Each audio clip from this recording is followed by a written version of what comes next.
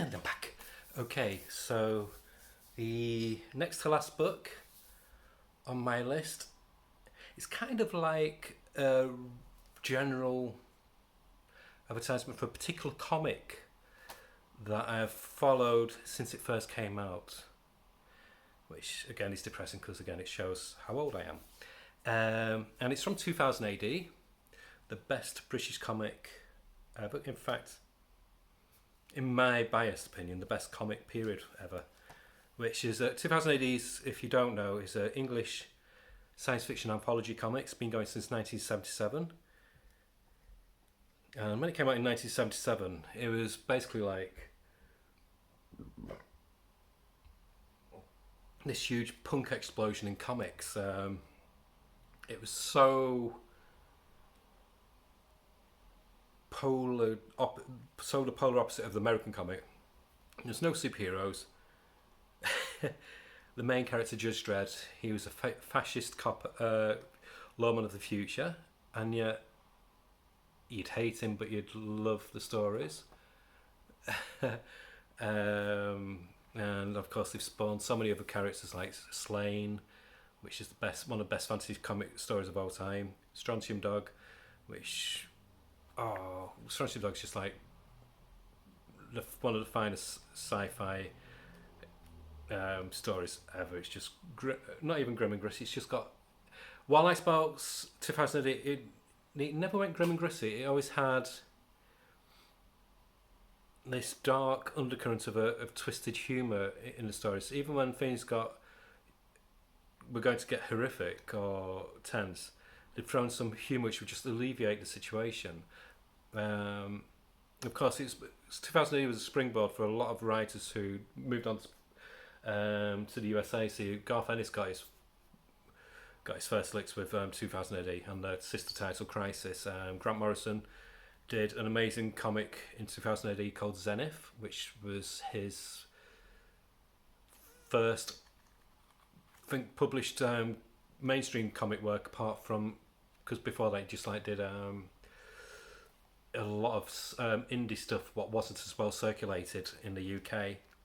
And Zenith is like one of the best snapshots of pop culture from the 80s and 90s that you can get, and just one of the most fun superhero comic stories you can read. And then you had ABC Warriors by Pete Mulligan, which was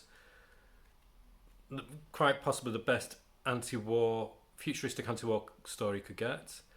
And you had stuff from Alan Moore, who did Skiz, and Halo Jones, which just again elevated how to do sci-fi but make it human.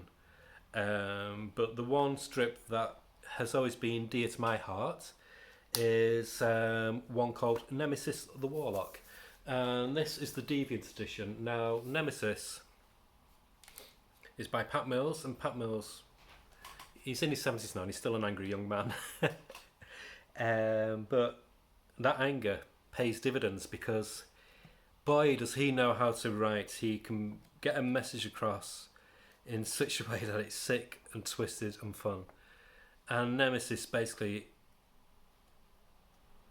is like this big diatribe against the church, or the Catholic Church, disguised as making it. It basically blasts the church and things like xenophobia and prejudice. So Nemesis is an alien who's almost like this. He's a bit like a Robin Hood figure for all the alien cultures across the galaxy.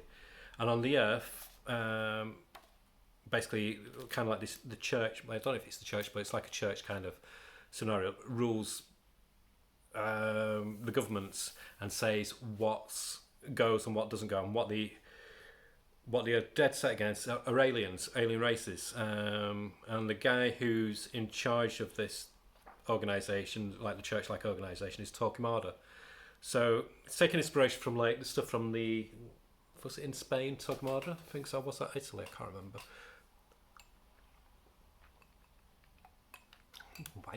Wine. But like the Inquisitions and things like that,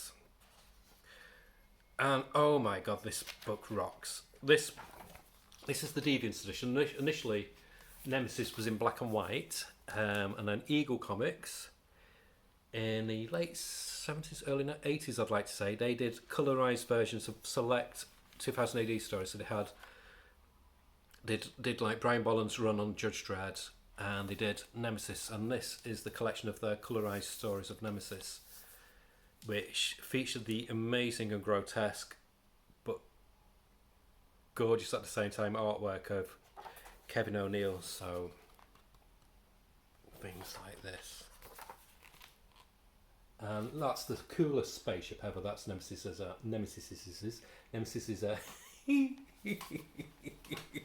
I can't be bothered editing this. Nemesis spaceship, I think it's called Blitzkrieg, if I remember rightly. Yeah, his Nemesis saying was Credo. I think that died out later on because the story got more and more serious as it went on. But so Kevin O'Neill stayed up for quite a while, and then later books, because they did it in like blocks of stories, and each block was called a book. Other artists came on, but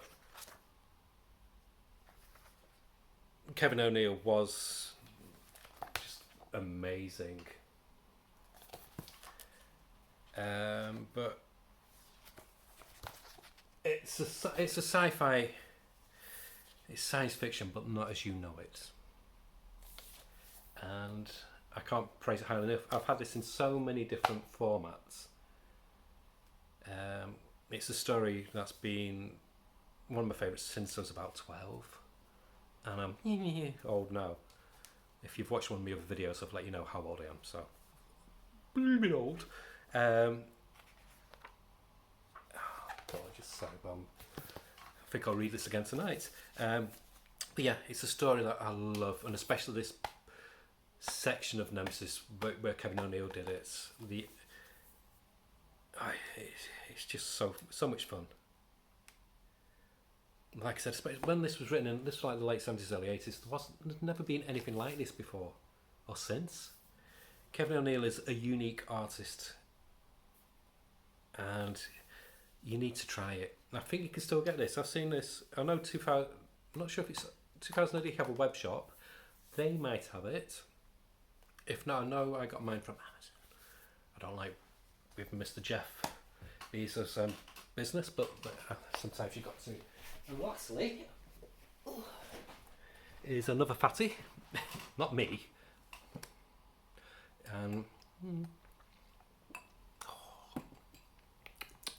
Floral hints with hint of wood. Last one, Jeff Smith, Bone.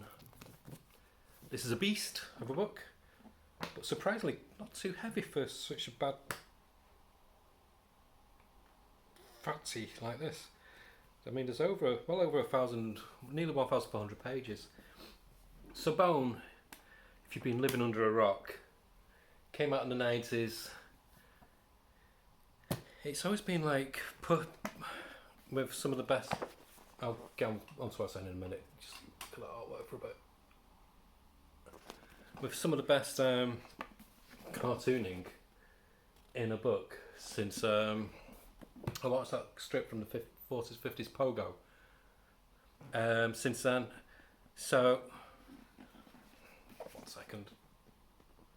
So these, how I would surmise it is, if I'd say it's like a weird mashup of Walt Disney and Lord of the Rings. So it's got the cuteness with the Bone characters. There's our man, Bone, of the Bone characters, with the epic scale of a Tolkien story. And oh my goodness, if you read this, seriously, you need to give yourself a weekend, because if you read it, you won't stop reading it.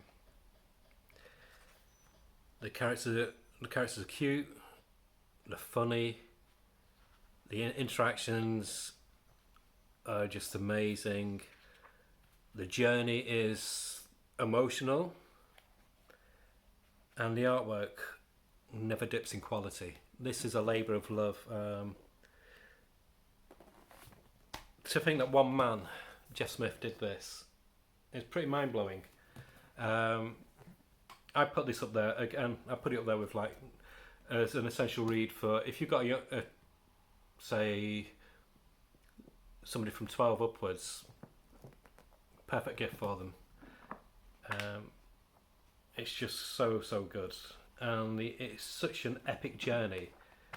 And let me just go back to the end bit. Yeah, and it gives you a proper conclusion and a nice tie up to the story.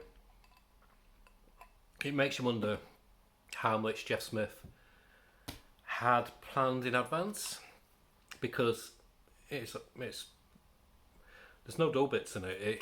It works perfectly from one scene to the other. You don't read it kind of.